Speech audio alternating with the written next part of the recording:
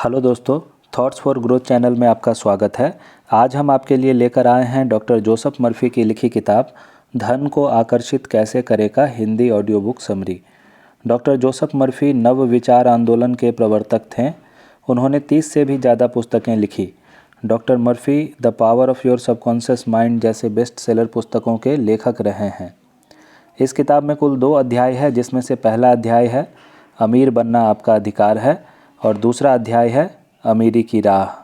तो चलिए शुरू करते हैं डॉक्टर जोसेफ मर्फी की लिखी किताब धन को आकर्षित कैसे करें का complete Hindi audio book summary. Chapter 1, अमीर बनना आपका अधिकार है। लेखक कहते हैं कि गरीबी में कोई भी अच्छाई नहीं है। यह एक मानसिक रोग है जिसका इस पृथ्वी से जड़ समेत विनाश कर देना चाहिए।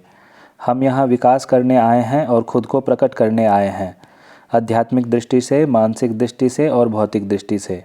हमारे पास इन सभी क्षेत्रों में संपूर्ण विकास और अभिव्यक्ति करने का पूरा अधिकार है, जिसे कोई भी हमसे छीन नहीं सकता है। लेखक कहते हैं कि जब हम असीम दौलत का आनंद ले सकते हैं तो फिर सीमित पैसों में क्यों संतुष्ट रहें। ईश्वर नहीं चाहते हैं कि हम किसी गरीबी में रहें, भूखे रहें। ईश्वर चाहते हैं कि हम खुश, समृद्ध और सफल हों। हम मनुष्य यहाँ सफल होने और सारी मुश्किलों को जीतने के लिए पैदा हुए हैं। हम अपने समस्त शक्तियों को विकसित करने के लिए पैदा हुए हैं। अगर हमारे जीवन में आर्थिक अभाव है तो हमें इस बारे में ज़रूर कुछ करना चाहिए। धन संबंधी सभी अंधविश्वासी मान्यताओं से तुरंत मुक्ति पाना चाहिए। कभी भी पैसे को बुरा या गंदा नहीं मानना चाहिए। अगर हम ऐसा करते हैं तो पैसे के पंख लग जाएंगे और वह हमसे दूर चला जाएगा, क्योंकि जिस चीज़ की हम निंदा करते हैं उसे हम खो देते हैं। प्रकृति की कोई भी शक्ति या तत्व बुरा नहीं होता है। यह तो हमारे इस्तेमाल पर निर्भर करता है कि हम उससे अपना लाभ पहुंचाते हैं या अपना नुकसान करते हैं। पैसे का प्रेम अगर बाकी सारी चीज़ों से प्रबल हो जाएगा तो आप एक तरफा और असंतुलित हो जाएंगे। आप संसार में अपनी शक्ति या सत्ता का समझदारी से इस्तेमाल करने आए हैं।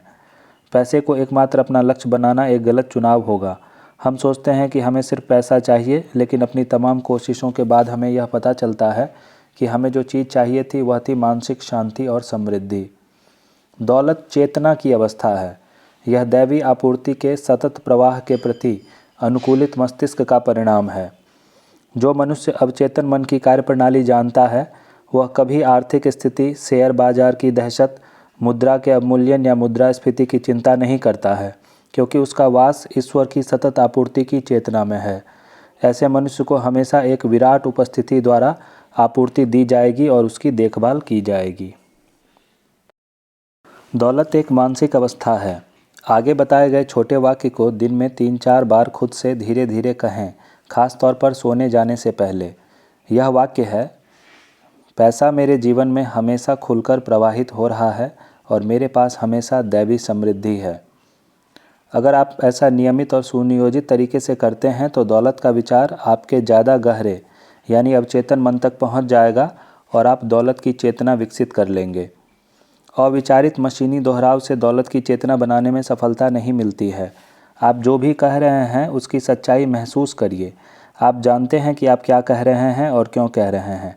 आप जानते हैं कि आप जिसे चेतन रूप से सच मानते हैं उसका ज़्यादा गहरा मन पर प्रतिक्रिया होता है। जो लोग आर्थिक मुश्किलों में फंसे हुए होते हैं उन्हें शुरुआत में इस तरह के कथनों से परिणाम नहीं मिलता है, जैसे मैं दौलतमंद हूँ, मैं समृद्ध हूँ, मैं सफल हूँ। उल्टे ऐसे कथनों से हालात और भी बदतर हो सकते हैं।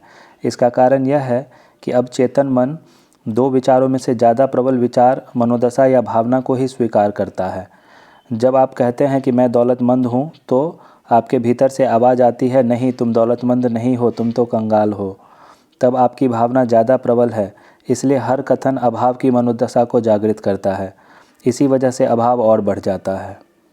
इससे उबरने के लिए शुरुआत में लोगों को ऐसी बात कहनी चाहिए जो उनके चेतन और अवचेतन मन दोनों को स्वीकार हो, तब कोई विरोध नहीं रहेगा।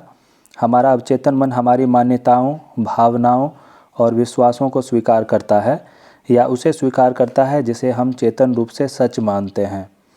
एक आदमी यह कहकर अपने अवचेतन मन का सहयोग हासिल कर सकता है, मैं हर दिन समृद्ध हो रहा हूँ, हर दिन मेरी दौलत और बुद्धिमानी बढ़ रही है, हर दिन मैं आर्थिक दृष्टि से तरक्की कर रहा हूँ, मैं विकास कर रहा हूँ, आगे बढ़ रहा हूँ। इन कथनों से मन में कोई भी संघर्ष उत्पन्न नहीं होता है। लेखक कहते हैं कि लक्ष्य को स्वीकार करने से लक्ष्य की प्राप्ति के साधन अपने आप आ जाते हैं। अगर हम यकीन करें कि मनचाही चीज़ इसी समय हमारे पास है तो हम इसे पा लेते हैं। अमीरी के राजमार्ग पर चलने के लिए आपको दूसरों की राह में रोड़े या बाधाएं नहीं रखनी चाहिए, ना ही दूसरों के प्रति ईर्ष्या या दाह रखनी चाहिए। दरअसल इन नकारात्मक भावों को प्रश्रय देकर आप खुद को ही चोट और नुकसान पहुंचा रहे हैं, क्योंकि आप ही तो हैं जो इसे सोच रहे हैं और महसूस कर रहे हैं, और जैसा आप महसूस करते हैं वही आपके साथ हो जाता है। यह एक ब्रह्मांडीय और दैवी नियम है। यह एक महान नियम है कि जैसा आप चाहते हैं कि लोग आपके बारे में सोचें, उनके बारे में भी आपको वैसा ही सोचना चाहिए। जैसा आप चाहते हैं कि लोग आपके बारे में महसूस करें, उनके बारे में आपको भी वैसा ही महसूस करना चाहिए। पूरी शिद्दत से अपने आप से कहिए, मैं इस पृथ्वी पर चलने वाले हर इंसान के लिए जो चाहता हूँ वही मैं खुद के लिए भी चाहता हूँ। मेरे दिल की सच्ची इच्छा यह है कि हर जगह सभी लोगों को शांति, प्रेम, खुशी, समृद्धि और ईश्वर का वरदान मिले। सभी लोगों की प्रगति, तरक्की और समृद्धि में आनंदित और खुश होइए। जो भी आप अपने लिए सच करना चाहते हैं उसे हर जगह सभी लोगों के लिए सही मानिए। अगर आप खुशी और मानसिक शांति के लिए प्रार्थना करते हैं तो सभी के लिए शांति और खुशी का दावा करिए। किसी दूसरे को कभी किसी खुशी से वंचित करने की कोशिश ना करिए। अगर आप ऐसा करते हैं तो आप खुद को वंचित करते हैं। यदि आपकी कंपनी में किसी की तरक्की होती है तो आनंदित और खुश होइए, उसे बधाई दीजिए, उसकी तरक्की और प्रतिष्ठा पर प्रसन्न होइए। अगर आप क्रोधित या विषादपूर्ण हैं तो आप खुद को नीचे धकेल रहे हैं। अपने मकान, कारोबार और संपत्तियों को बढ़ाने के लिए इस प्रार्थना का आप हर दिन इस्तेमाल करिए।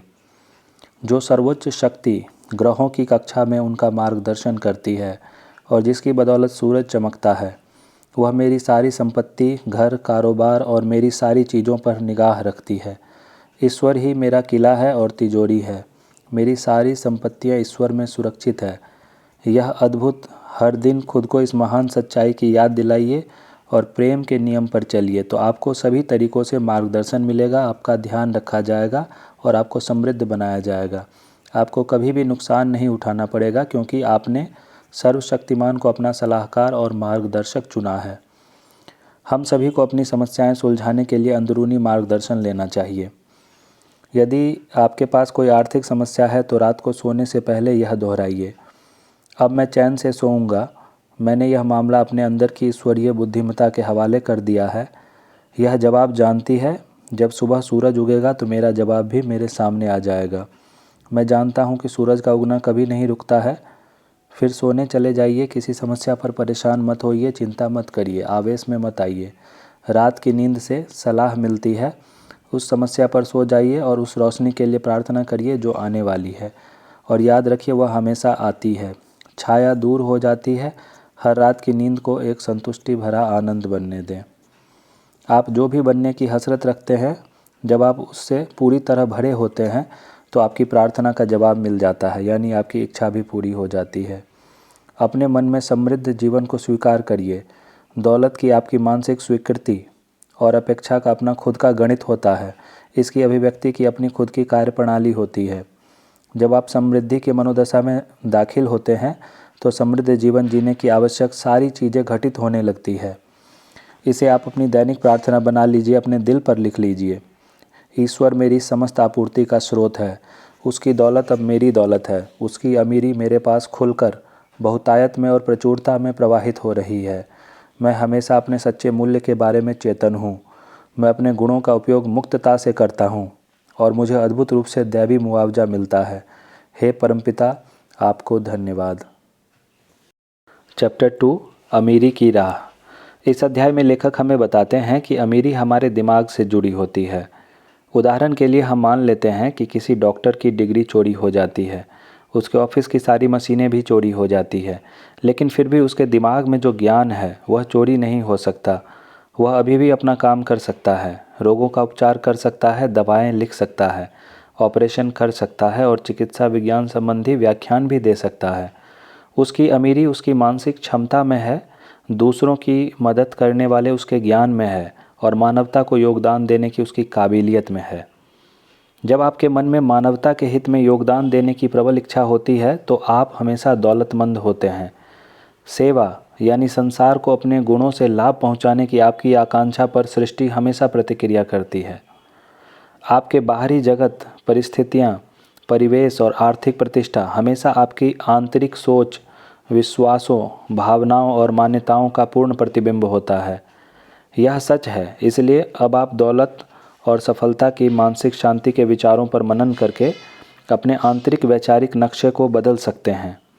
जब आप अपने मस्तिष्क को इन बाद वाली अवधारणाओं से भरा रखते हैं तो यह विचार आपकी मानसिकता में धीरे धीरे उसी तरह रिस जाती है जिस तरह ज़मीन में बोए गए बीज।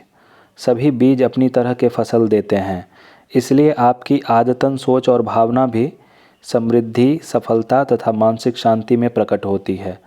समझदार विचार के बाद ही सही कार्य होता है। सच्ची प्रार्थना हमें अपने मानसिक संघर्षों को सुलझाने में मदद करती है। प्रार्थना में हम वह लिखते हैं जिस पर हम अपने मन में विश्वास करते हैं। इमर्सन ने कहा था, मनुष्य वह है जो वह दिन भर सोचता है। अपनी आदतन सोच के जरिए आप विश्वासों के अपने मानसिक नियम बनाते हैं। किसी निश्चित विचार को दोहराकर आप निश्चित राय और विश्वास ज़्यादा गहरे मन में स्थापित कर लेते हैं, जिसे अवचेतन मन कहा जाता है। इसके बाद यह मानसिक स्वीकृति, विश्वास और राय सारे बाहरी कार्यों को निर्देशित और नियंत्रित करती है। हमारे मन के नियम यह कहते हैं कि जैसा हम अंदर से सोचते और महसूस करते हैं वैसा ही हमारे बाहर जगत में प्रकट हो जाता है। यानी हमारा शरीर, आर्थिक स्थिति, परिवेश, सामाजिक स्थिति और संसार के मनुष्यों के साथ हमारे संबंध, हमारी आंतरिक मानसिक गतिविधियां और चित्र हमारे जीवन के बाहरी धरातल को शासित करती है, नियंत्रित करती है और दिशा देती है। विचार और भावना हमारी तकदीर है। भावना और रुचि से सरोकार विचार हमेशा साकार होता है, हमारे संसार में प्रकट हो जाता है। मन का कोई भी विचार या इच्छा जिसे सच में महसूस किया जाए घटित हो जाती है, चाहे वह अच्छी हो या बुरी हो या तटस्थ हो। जब हम इस नियम को जान लेते हैं तो हम अपने मन में जिसकी भी कल्पना करते हैं और महसूस करते हैं उसे हम अपने जीवन में व्यक्त कर लेते हैं, प्रकट कर लेते हैं, अनुभव कर लेते हैं। इस ज्ञान की बदौलत हम अपने मन को अनुशासित कर सकते हैं। लेखक हमें प्रार्थना के बारे में बताते हैं कि प्रार्थना में हमें इंद्रियों के प्रमाणों और बाहरी जगत से पूरी तरह विरक्त हो जाना चाहिए। हमें अपने मन को झूठे विश्वास, डर, शंका और चिंता से साफ कर लेना चाहिए। अपने मन के पहिए को रोक देना चाहिए।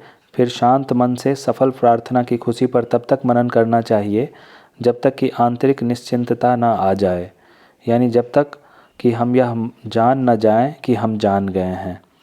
जब हम अपनी इच्छा के साथ एक होने में सफल हो जाते हैं तो हमारा मानसिक विवाह सफल हो जाता है, यानी हमारी भावनाओं का हमारे विचारों के साथ संयोग हो जाता है। प्रार्थना की प्रक्रिया में हमें हमेशा अपने लक्ष्य, उद्देश्य और ध्येय के प्रति निष्ठावान रहना चाहिए। कई लोग दौलत और आर्थिक सफलता हासिल करने में इसलिए असफल रहते हैं क्योंकि वह दो तरफा प्रार्थना कहते हैं। वह कहते हैं कि ईश्वर उनकी आपूर्ति का स्रोत है और वह दैवी रूप से समृद्ध है, लेकिन कुछ मिनट बाद ही यह कहकर अपनी भलाई से इनकार करता है कि मैं इस बिल का भुगतान नहीं कर सकता, मैं इस या उस चीज़ का खर्च नहीं उठा सकता, मैं महीने का खर्च नहीं चला सकता, मेरे पास गुजारा करने के लिए कभी भी पर्याप्त नहीं रहता है। ऐसे सारे कथन बेहद विनाशकारी हैं और आपकी सकारात्मक प्रार्थनाओं को विफल कर देते हैं।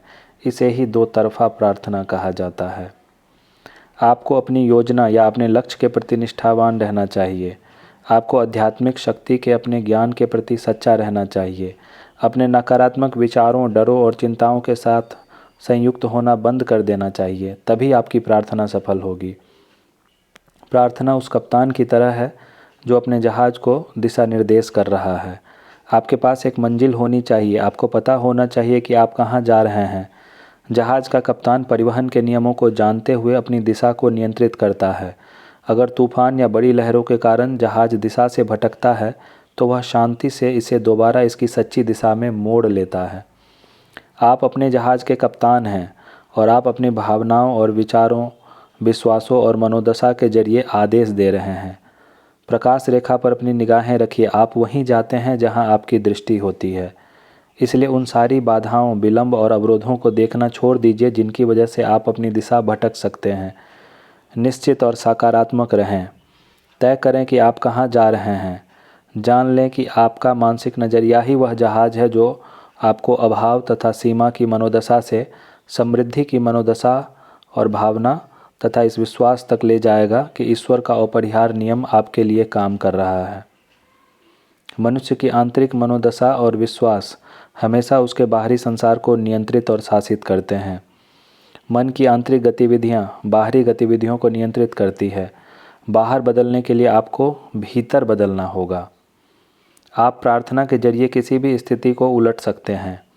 अपने मन को शांति, सफलता, दौलत और खुशी की अवधारणाओं में व्यस्त रखिए। मानसिक, भावनात्मक और चित्रात्मक रूप से इन विचारों के साथ जुड़ाव बनाइए। अपनी वैसी तस्वीर बनाइए जैसा कि आप बनना चाहते हैं। उस तस्वीर को कायम रखिए। खुशी, आस्था और अपेक्षा से उसे पोषण दीजिए। आखिरकार आप इसका अनुभव करने में सफल होंगे। जीवन में अपने लक्ष्य के साथ जुड़ाव बनाइए और आलोचना और निंदा, क्रोध, डर और चिंता के साथ जीना बंद कर दीजिए। अपने चुने हुए लक्ष्य पर ध्यान दीजिए।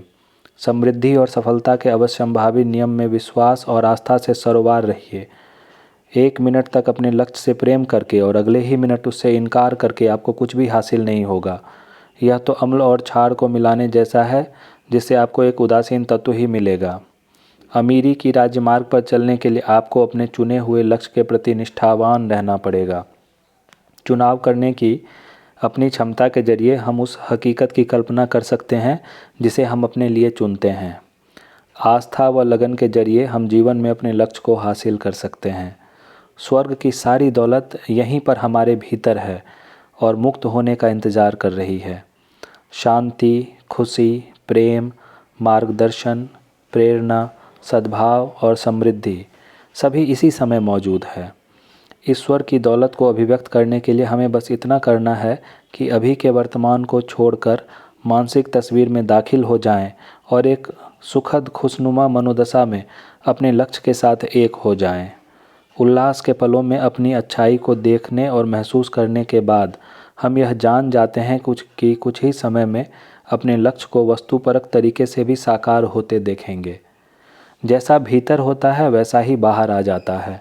जैसा ऊपर होता है वैसा ही नीचे होता है। जैसा स्वर्ग में वैसा धरती में। दूसरे शब्दों में हम अपने विश्वासों को अभिव्यक्त होते देखेंगे। इस प्रकार लेखक हमें इस अध्याय में प्रार्थना की शक्ति, हमारे मन की शक्ति, हमारी कल्पना शक्ति, हमारे लक्ष्य के प्रति समर्पण और हमारे विचारों की शक्ति के माध्यम से जीवन में समृद्ध और अमीर होने की राह बताते हैं। तो दोस्तों, आपको यह बुक समरी कैसी लगी? अगर आपको यह वीडियो पसंद आया हो तो वीडियो को लाइक कीजिए, शेयर कीजिए, चैनल को सब्सक्राइब कीजिए। मिलते हैं अगले वीडियो में किसी और शानदार बुक की समरी के साथ। तब तक के लिए आपका दिन शुभ हो।